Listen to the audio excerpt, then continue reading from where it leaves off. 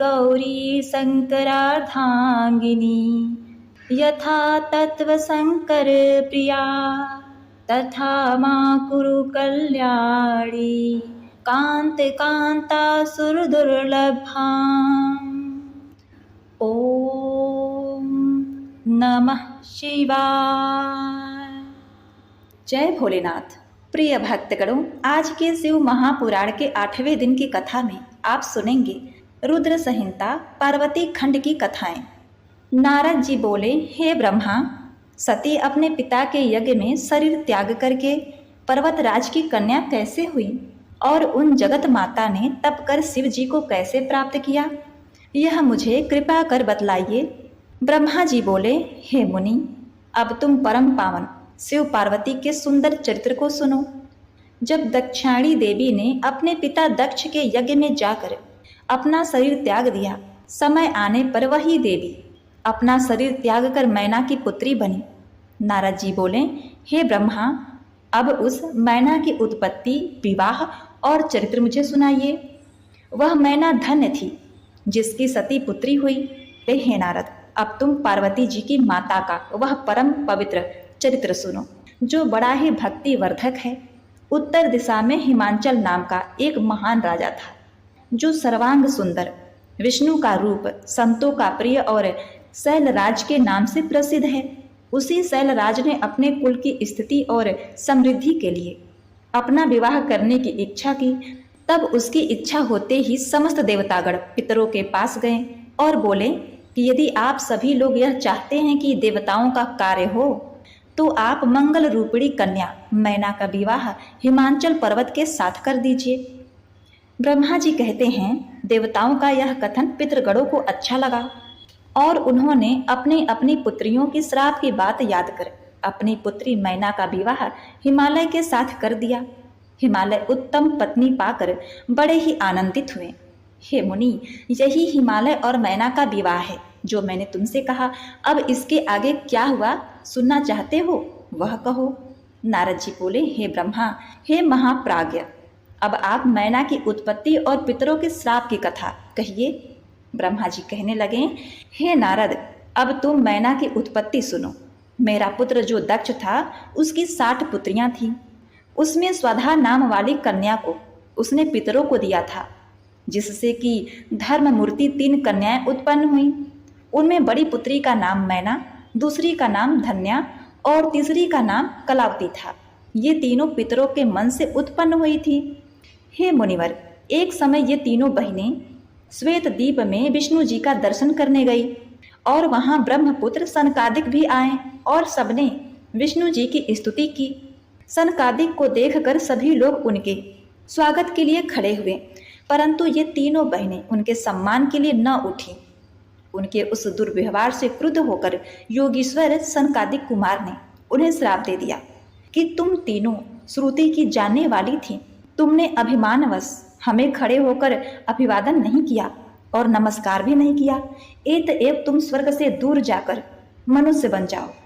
ब्रह्मा जी कहते हैं कि उन तीनों साध्वी बहनों ने चकित होकर ऋषि का वचन सुना और फिर शीश झुकाकर उनके चरणों पर गिरती हुई बोली, हे मुनिवर, इस समय प्रसन्न हो जाइए, हम लोग मूढ़ हैं, इसी से हम लोगों ने आपको प्रणाम नहीं किया।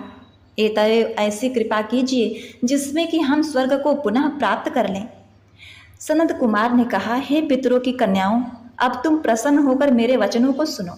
जिस प्रकार तुम्हें सर्वथा सुख प्राप्त होगा, हिमालय पर्वत हिम का आधार है, वह ज्येष्ठा उनकी कामिनी होगी और इनको पार्वती नाम की एक कन्या प्राप्त होगी। यह दूसरी कन्या धन्या है जो कि महायोगिनी जनक की पत्नी होगी और इस महायोगिनी के यहाँ वह महालक्ष्मी सीता होकर उत्पन्न होगी। कलावती वृषभानु की पत्नी होगी और इस प्रकार द्वापर के अंत में वही लक्ष्मी उसकी पुत्री कृष्ण प्रिया राधा के नाम से प्रकट होगी। मैना से पार्वती देवी उत्पन्न हो अपने कठिन तप के द्वारा शिव की प्रिया होंगी और धन्या की पुत्री सीता श्री रामचंद्र जी की पत्नी होगी तथा कलावती की पुत्री राधा श्री कृष्ण जी की पत्नी होगी। ऐसा कहकर मुनिराज अंतर ध्यान हो गए और वे तीनों बहनें भी सुखी हो अपने धाम को चली गई। नारद जी बोले, हे वक्ताओं में श्रेष्ठ ब्रह्मा जी, फिर इसके आगे क्या हुआ? भगवान शंकर के इस यश का वर्णन कीजिए। ब्रह्मा जी बोले, हे मुनि, जब मैना को विवाह कर हिमालय पर्वत अपने घर ले आए, तब तीनों लोकों में बड़ा उत्सव मनाया गया। तब देवता शंकर जी की पत्नी उमा की शरण में गए और जगदम्बिका का स्मरण करने लगे। उन्होंने दंडवत कर उन देवी को प्रसन्न करने के लिए कहा, हे उमा, हे देवी, हे माता, आप सर्वदा शिवलोक निवासिनी और सर्वदा ही शिव की प्रिया हैं। हे दुर्गे, हे महेश्वरी, हम सब आपको प्रणाम करते हैं। हे माँ, तुम हम पर प्रसन्न हो जाओ, तुम ही जगत की स्थिति पालन करने वाली हो। इस प्रकार उमा सती जगदम्बा भवानी की स्तुति करते हुए सभी देवता उनके दर्शनों की परम लालसा से वहां खड़ा हो गए। ब्रह्मा जी कहते हैं, जब देवताओं ने इस प्रकार तो कठिन दुख विनाशिनी दुर्गा देवी देवताओं के समक्ष प्रकट हो गई। विष्णु आदि सभी देवताओं ने जगदम्बा का दर्शन किया, फिर बड़ी स्तुति की और कहा, हे माता, क्षमा करिएगा, पूर्व समय में आप शिव की प्यारी दक्ष की पुत्री थी और फिर अपने शरीर को त्याग अपने लोक को चली गई। हे शिवे, अब सनत कुमार के वचन को पूर्ण कीजिए। हे देवी, अब तुम पुनः पृथ्वी पर अवतार लेकर शिव जी की पत्नी बनो और अपनी अद्भुत लीला से देवताओं को सुखी बनाओ। इससे कैलाशवासी शंकर जी भी प्रसन्न होंगे और सभी का दुख दूर हो जाएगा। देवताओं की इस प्रकार की प्रेम एवं भक्तिपूर्ण विचारधारा को सुन शिवा प्रसन्न हो गई और अपने प्रभु शिव को स्मरण करती हुई देवताओं से बोली, हे ब्रह्मा, विष्णु, मुनियों और देवताओं, तुम्हारे दुख दूर होंगे। पहले हिमालय और उनकी पत्नी ने मेरी सेवा की है, अतः मैं हिमालय के घर जाकर अवतार लूंगी। मैं हिमालय की पत्नी मैना को सांसारिक गति दिखाऊंगी। मैं अपनी भक्ति से रुद्र प्रिया होकर महातप के द्वारा निसंदेह देवताओं के कार्य करूंगी। कृपालु शंकर की कृपा से सब मंगल ही होगा और मैं उनकी पत्नी होकर तीनों लोकों में वंदनीय एवं पूजी जाऊंगी। यह कहकर वह विश्व माता अपने लोक को चली गई। देवता भी अपने धाम को चले गए। दुर्गा का यह चरित्र जो ध्यान से पढ़ेगा और सुनेगा, उसकी सब कामनाएं पूर्ण होंगी। नारद जी ने पूछा, जब भगवती दुर्गा अपने स्थान को चली गई तब क्या हुआ? मैना और हिमालय ने किस प्रकार तप किया और भगवती किस प्रकार उनकी पुत्री हुई, वह सारी कथा आप मुझसे कहिए। ब्रह्मा जी कहने लगे, हे ब्राह्मणों में श्रेष्ठ नारद, हिमालय और मैना ने महाकठिन तप करना आरंभ किया। दोनों पति पत्नी शिव शिवा की आराधना करने लगे। 27 वर्ष तक उन्होंने जल पीकर, कभी वायु भक्षण कर, निराहार व्रत कर, शिव सहित भगवती की प्रतिमा बनाकर उनका अखंडन पूजन किया। इसके पश्चात जगन्मयी उमा मैना पर प्रसन्न हुई और प्रकट होकर बोली, हे गिरि कामिनी, मैं तुम्हारे तप से प्रसन्न हुई। तुमने जो प्रार्थना की है, मैं तुम्हारी वही इच्छा पूर्ण करूंगी। मैना ने प्रणाम कर भगवती काली की बड़ी स्तुति की। उन्होंने कहा, यदि आप प्रसन्न हैं तो एक वर तो यह दीजिए कि मेरे दीर्घात्मा 100 पुत्र हों, और दूसरा यह कि देव कार्य के लिए तुम ही मेरी पुत्री होकर रुद्र की पत्नी बनकर अपनी लीला का विस्तार करो। देवी ने तथास्तु कहकर तब कुछ समय पश्चात मैना गर्भवती हो गई। मैना ने नाग बंधुओं के भोगने योग्य पुत्र उत्पन्न किया, जिनका नाम समुद्र का मित्र मैनांग पड़ा। यह मैना के 100 पुत्रों में से सबसे ज्येष्ठ प्रकट हुए।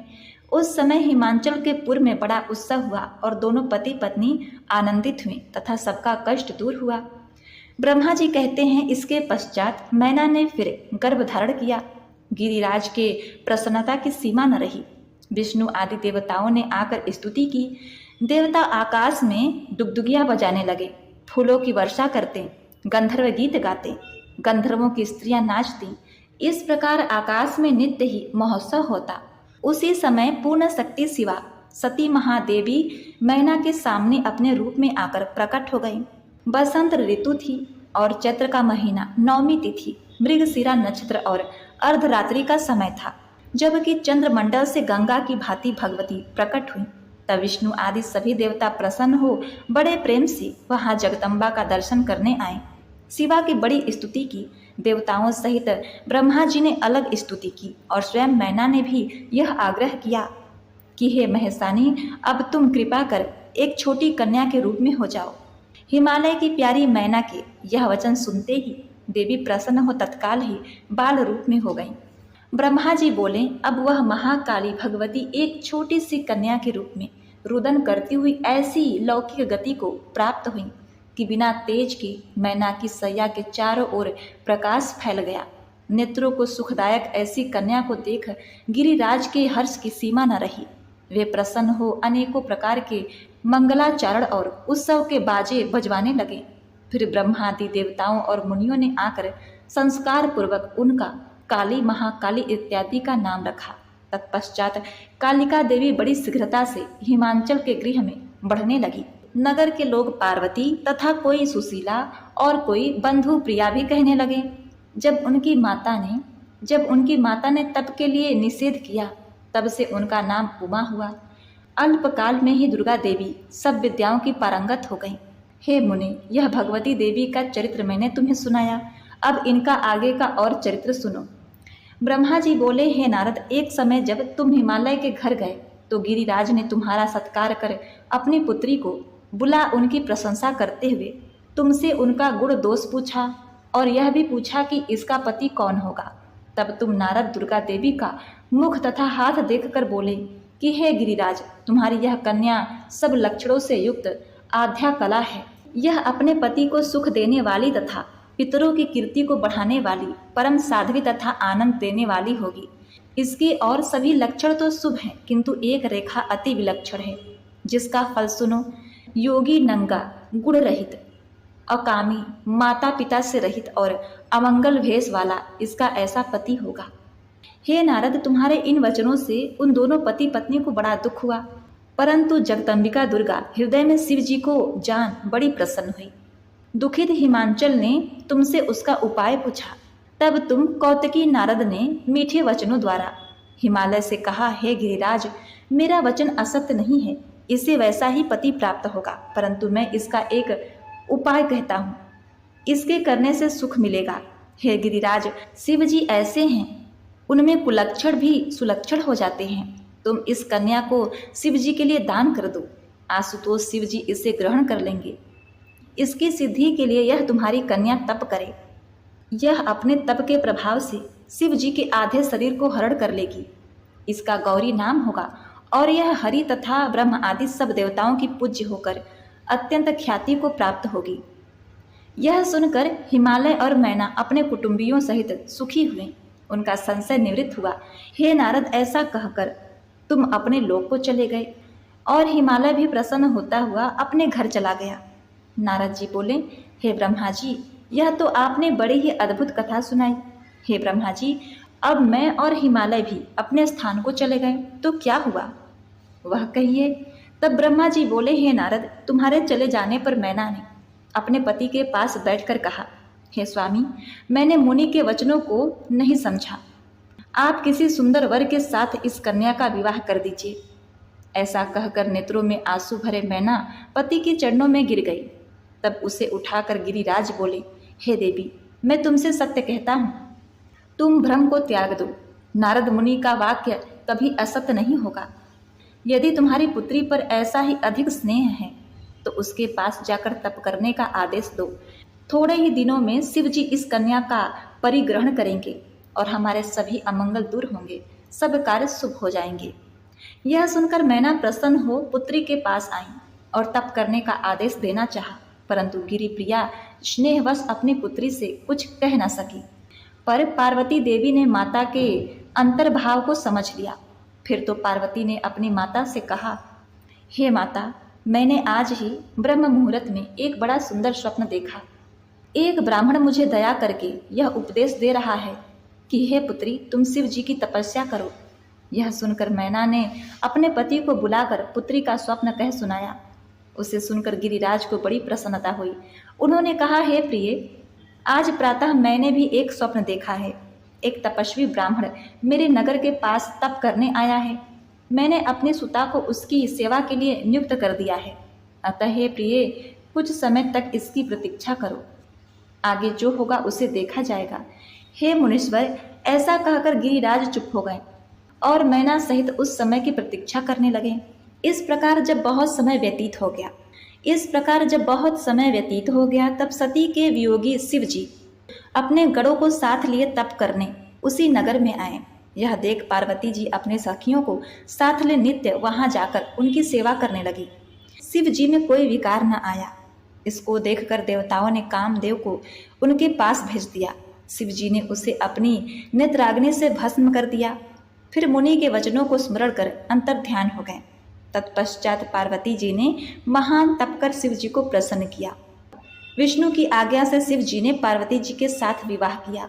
हे तात, यह संक्षेप में मैंने शिव जी का परम दिव्य विवाह कहा। अब आगे और क्या सुनना चाहते हो, कहो। नारद जी बोले, हे महाभाग, सती के विरहणी शिव जी ने फिर क्या किया? कामदेव कैसे भस्म हुआ और पार्वती ने तप कर शिव जी को कैसे प्राप्त किया? तथा और भी जो चरित्र हो कृपा कर कहिए। तब ब्रह्मा जी मन में शिव जी का ध्यान करते हुए बोले, हे देवर्षि, अपनी प्रिया के वियोग में व्याकुल शिव जी दिगंबर हो लोक भ्रमण करने लगे, परंतु कहीं भी पार्वती को नहीं पाते। तब उन्होंने फिर हिमांचल पर्वत पर जाकर कठिन तप करना आरंभ किया। जब उन्होंने समाधि खोली तो उनके सिर से जो पसीना गिरा उससे 4 भुजाओं वाला एक बालक प्रकट हो गया। उसका तेज असंख्य था। प्रकट होते ही वह शिव जी के सामने रोने लगा। तब पृथ्वी स्वयं ही स्त्री का रूप धारण कर शिव जी के पास आकर उस बालक को गोद में उठा उसे अपना दूध पिलाने लगी। यह देखकर कौतकी शिव जी ने हंसकर कहा कि हे पृथ्वी, तुम मेरे इस बालक को ले जाओ। यह बड़ा पराक्रमी और तेजस्वी होगा। यह बालक तुमसे बड़ा प्रेम करेगा और तुम्हारे ही नाम से विख्यात होगा। शिव जी की ऐसी आज्ञा पाकर पृथ्वी उस बालक को लिए हुए अपने स्थान में चली आई और उस बालक का नाम भौम रखा। वह युवा हो बहुत दिनों तक शिव जी की तपस्या करता रहा। फिर शिव जी की कृपा से ग्रह पद को प्राप्त हो सुख से भी आगे के लोक में जा बसा। ब्रह्मा जी बोले, इधर जब पार्वती 8 वर्ष से अधिक की हुई तब हिमालय के घर उनका जन्म हुआ सुनकर शिव जी बहुत प्रसन्न हुए और अपने नंदी को साथ लेकर हिमालय के पास गंगा के तट पर आए और तप करने लगे। उनके नंदी आदि गण भी भगवान ध्यान में लीन हो गए। तब उनको अपने प्रदेश में आया जानकर हिमालय उनके पास गया और हाथ जोड़कर बहुत सी स्तुति करते हुए उसने अपने लिए सेवार्थ कार्य मांगा। तब शिव जी हंसते हुए बोले, मैं आपके स्थान में तप करने आया हूँ। हे गिरिराज, तुम ऐसा प्रयत्न करो जिससे मेरा यह तप निर्विघ्न समाप्त हो। गिरिराज अपने घर गए और वहां जाकर सारा वृत्तांत अपनी प्रिया से कहा। साथ ही अपने सब कुटुंबियों से कह दिया कि अब आज से तुम लोग गंगावतरण की भूमि में मत जाना। इसी प्रकार शैलराज ने अपने अनुचरों को भी बुलाकर उस शैल को सुरक्षित करा दिया। ब्रह्मा जी बोले, कुछ समय व्यतीत होने पर हिमांचल बहुत से सुंदर फल और पुष्प लेकर अपने पुत्री के साथ शिव जी के पास गया तथा ध्यानास्थित शिव जी को अपनी कन्या अर्पित कर दी। हिमालय ने कहा, हे प्रभु, इस कन्या के साथ मैं आपका दर्शन करने आया हूँ। मैं चाहता हूँ कि इसी प्रकार नित्य आपके दर्शन को आया करूँ। इसकी मुझे आप आज्ञा दीजिए। हिमालय के ये वचन सुनकर देवेश्वर महेश्वर ध्यान छोड़कर हिमांचल से बोले, हे हिमांचल, तुम नित्य मेरे दर्शन को आ सकते हो, परंतु इस कन्या को साथ न लाना, अन्यथा मेरा दर्शन न कर पाओगे। तब पार्वती के पिता सिर झुकाकर शिव जी से बोले, इसका क्या कारण है? क्या मेरी यह कन्या आपके दर्शन की योग्य नहीं है?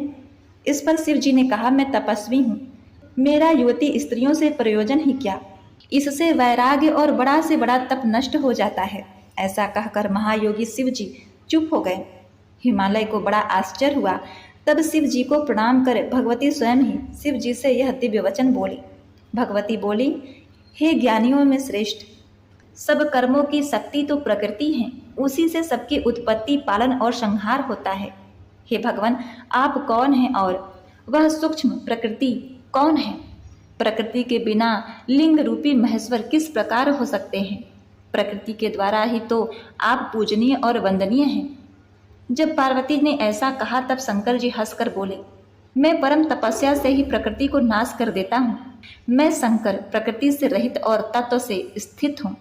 सतपुरुष प्रकृति से दूर रहते हैं, उन्हें तो लोकाचार से रहित और निर्विकारी होना चाहिए। तब काली जी हृदय में हंसकर शंकर जी से मधुर वचनों में इस प्रकार बोली, हे योगीराज, आपने जो यह कुछ कहा है क्या वह प्रकृति नहीं है? फिर आप प्रकृति से परे कैसे हो सकते हैं? सब कुछ तो प्रकृति से ही नित्य वृद्ध हो रहा है। संपूर्ण वचन और रचना तो पृथ्वी से है। सुनना, खाना, देखना, यह सब कुछ प्रकृति का ही कार्य है। यदि आप प्रकृति से परे हैं तो तपस्या क्यों करते हैं? यहाँ एकांत तप की आवश्यकता ही क्या? प्रकृति से गलत हो आप निज को नहीं जान सकते, और यदि आप निज को जानते हैं तो तप की क्या आवश्यकता? यदि आप प्रकृति से परे हैं तो यहाँ पर मेरे समीप रहने से आपको कुछ भी भय नहीं रहना चाहिए। जब पार्वती जी ने इस प्रकार सांख्य मत का प्रतिपादन कर शिव जी से कहा तो उन्होंने उसे अपनी सेवा करने की आज्ञा दे दी। अब पार्वती नित्य अपनी सखियों के साथ भगवान शंकर के पास उनकी सेवा करने के लिए आती। सांख्य और वेदांत के मत को लेकर शिव पार्वती का यह संवाद बड़ा ही सुखकारी है। इस प्रकार ध्यान में तत्पर महादेव जी की सेवा करती हुई पार्वती ने बहुत सा समय व्यतीत किया, परंतु निर्विकार शंकर जी कभी भी विकार को न प्राप्त हुए। तब ब्रह्मा जी की आज्ञा से इंद्र आदि देवताओं ने एक दिन कामदेव को वहां भेज दिया, परंतु शंकर जी का मन न डिगा। फिर उन्होंने कामदेव को ही भस्म कर दिया। यह देखकर पार्वती जी का भी गर्व चूर्ण हो गया। फिर उन्होंने बड़ी कठोर तपस्या कर शिव जी को प्राप्त किया और तारकासुर से दुखी देवताओं का उन्होंने बड़ा उपकार किया। नारद जी ने पूछा, हे ब्रह्मा, यह तारकासुर कौन था? शंकर जी ने काम को कैसे भस्म किया तथा अपने कठिन तप द्वारा भगवती ने शंकर जी को कैसे प्राप्त किया? यह सब कथा मुझे सुनाने की कृपा कीजिए।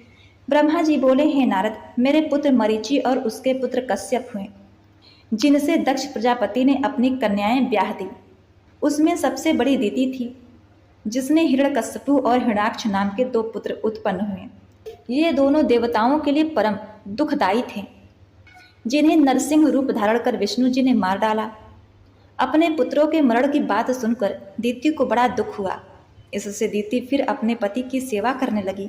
उन्होंने प्रसन्न हो अपनी पत्नी दीति को तप करने की विधि बतला ब्रह्मा जी की तपस्या के लिए 10,000 वर्ष का तप कराया।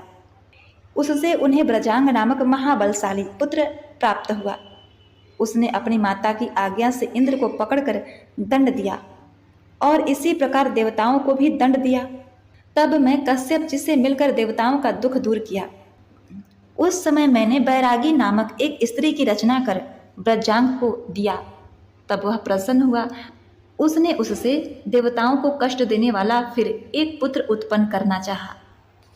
ब्रह्मा जी बोले, इस प्रकार समय आने पर उसने एक बड़ा ही बलशाली पुत्र उत्पन्न किया। उसका नाम तारकासुर पड़ा। वह देवताओं को जीतने के लिए तप करने लगा। मैं तारकासुर को वर देने उसके पास पहुंचा। तारकासुर मुझे प्रणाम कर वर मांगने लगा। उसने कहा, मुझसे बली कोई न हो। जब शिव जी के वीर से उत्पन्न पुत्र सेनापति होकर मुझ पर शस्त्र का प्रहार करे, तभी मेरा मृत्यु हो। मैंने उसे यह वर दिया। वह मनोवांछित वर पास सोडितपुर को चला गया। सुख जी ने मेरी आज्ञा से उसे त्रिलोकी का राजा बना दिया। फिर वह तीनों लोकों को जीतकर इंद्र हो गया। देवताओं को उसके स्थान से निकालकर वहां दैत्यों को अग्रणी बना। बिहवल हो मेरे पास आए। वो उसके स्थान से निकालकर वहां दैत्यों को बसा दिया। हे नारद, तब देवता इंद्र को अग्रणी बना। बिहवल हो मेरे पास आए। ब्रह्मा जी कहते हैं, हे नारद, जब सब देवताओं ने आकर मेरी स्तुति की तो मैं प्रसन्न हो बोला, हे देवताओं, तुम्हारा स्वागत है। कहो तुम लोग किस लिए आए हो? तब तारकासुर से भयभीत देवताओं ने अपना वह सब दुख कहा जिससे वह पीड़ित हो रहे थे। मैंने कहा, हे देवताओं, तारकासुर तो मेरे वचनों से बढ़ा है। हाँ, इसका एक उपाय है। दक्ष की पुत्री सती, जिसने अपना शरीर त्याग दिया था, वही अब हिमांचल के सकाम तप से मैना के गर्भ से उत्पन्न हुई है। यदि शिव जी उनको ग्रहण कर ले तो फिर उसी से शिव जी द्वारा एक महान बलशाली पुत्र उत्पन्न कराकर अपना यह कार्य साधन करो। तब तक मैं उस दैत्य के स्थान पर जाकर उसको इस बुरे हट से निवृत्त करता हूँ। हे नारद, देवताओं से ऐसा कहकर मैं तारकासुर के पास गया और उससे पृथ्वी पर जाकर राज करने को कहा। वह मेरी बात मानकर स्वर्ग को छोड़ पृथ्वी पर चला गया। ब्रह्मा जी बोले, देवताओं से परामर्श कर इंद्र ने रति सहित कामदेव को बुलाकर उसकी बहुत ही प्रशंसा की और तारकासुर से उत्पन्न अपना दुख कहकर सहायता मांगी। इंद्र ने कहा, तारकासुर को मारने के लिए शंकर जी से उत्पन्न पुत्र चाहिए। शंकर जी परम तपस्वी हैं, परंतु वे विवाह नहीं कर सकते। फिर उनसे पुत्र कहाँ हो सकेगा? इसके लिए तुम्हें प्रयत्न करना है। इस समय शंकर जी गिरिराज हिमालय पर बैठे हुए तप कर रहे हैं और पार्वती उन्हें अपना पति बनाने के लिए उनके पास बैठी हुई उनकी सेवा कर रही हैं। अब जैसे भी जितेंद्र शिव की पार्वती की ओर रुचि हो, तुम वही कार्य सिद्ध करो, इससे तुम्हारा यश स्थायी हो जाएगा। यह सुनकर कामदेव ने इंद्र से कहा, मैं इस कार्य को अवश्य करूंगा। ओम कहकर उसने अपनी आवृत्ति कर दी। वह अपने सहायकों सहित शीघ्र ही योगेश्वर शंकर के पास चला गया। वहां वे अपनी तपस्या में लीन थे। ब्रह्मा जी बोले, वहां पहुंचकर अभिमानी कामदेव बसंत को साथ शिव सम्मोहन का विस्तार करने लगा। सती सहित कामदेव आम्र बाण चलाकर शिव के वाम भाग में जा बैठा। श्रृंगार भी अपने गणों सहित शिव जी के समीप स्थित हुआ। इस प्रकार पार्वती जी बहुत से फल लेकर शंकर जी की पूजा करने आए। उनके रूप सौंदर्य का वर्णन नहीं हो सका। पार्वती जी के पहुंचते ही शंकर जी ने क्षण भर के लिए अपना ध्यान त्याग दिया और एक क्षण के लिए वहां स्थित हो गए। इस क्षण को पाकर कामदेव ने उन पर अपने बाण चला दिए, प्रसन्न करना आरंभ किया। उनकी सुगंधी भी शंकर जी को लगी। उस समय पार्वती जी उनकी पूजा कर रही थी और जब पूजा कर उन्होंने उनका दर्शन किया तो शंकर जी ने भी उनकी ओर देखा। तब स्त्री स्वभाव से अथवा लज्जा से उन्होंने अपने अंगों को संकुचित कर दिया।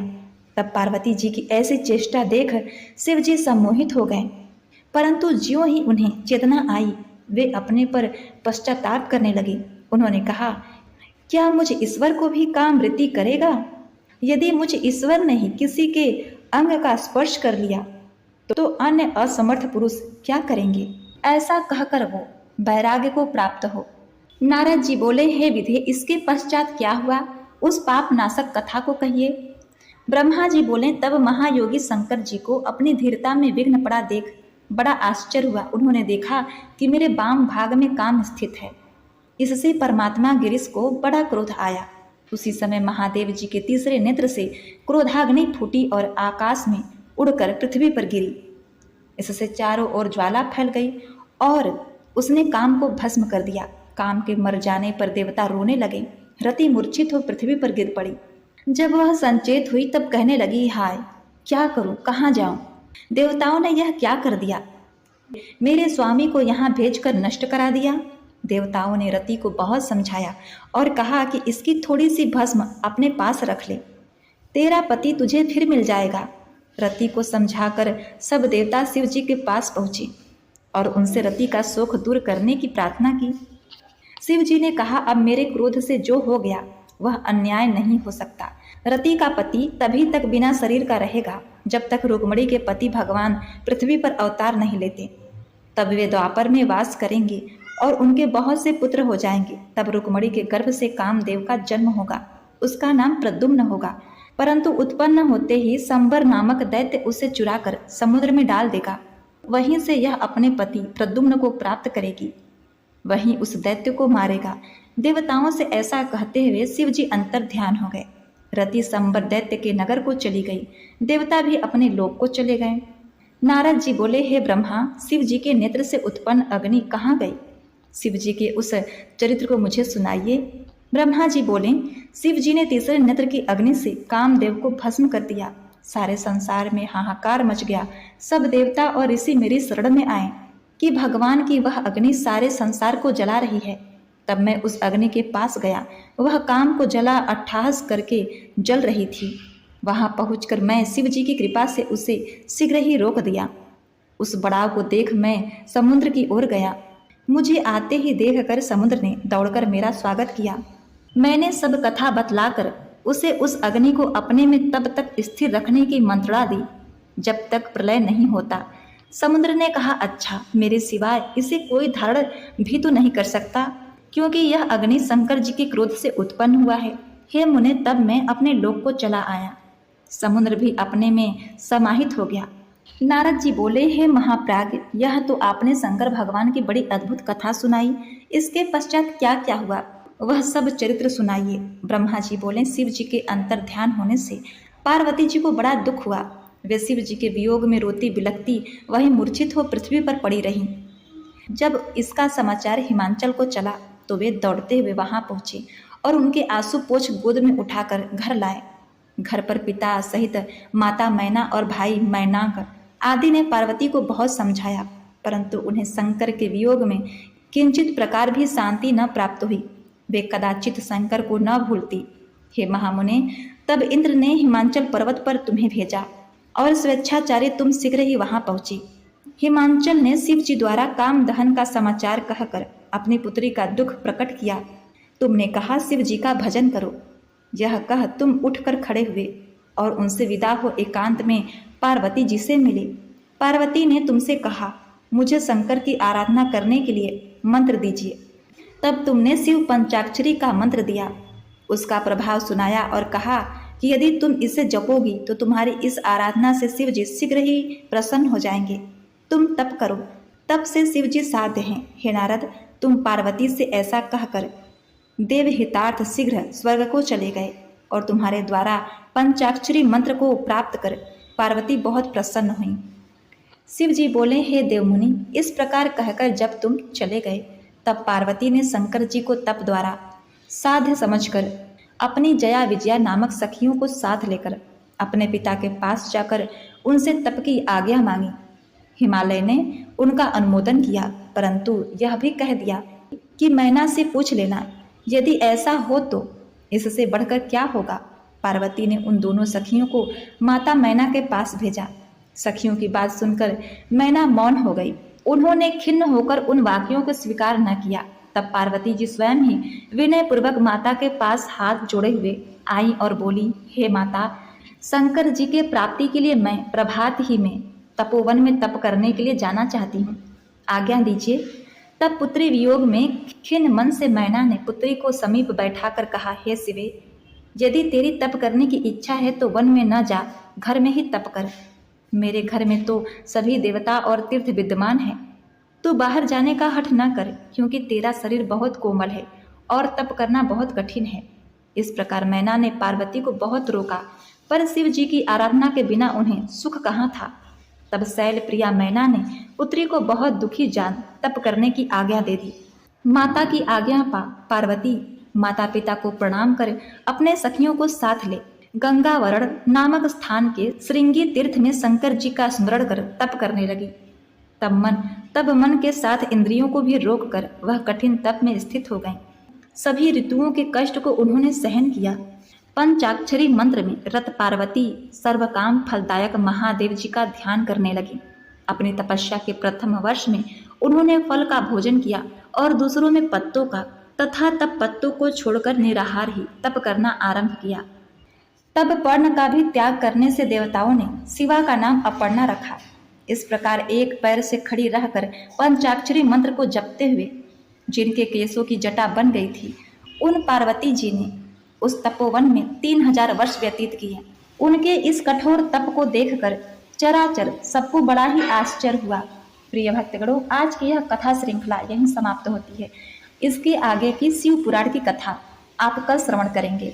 तो बोलिए उमापति शिव शंकर भगवान की जय। ओम नमः शिवाय।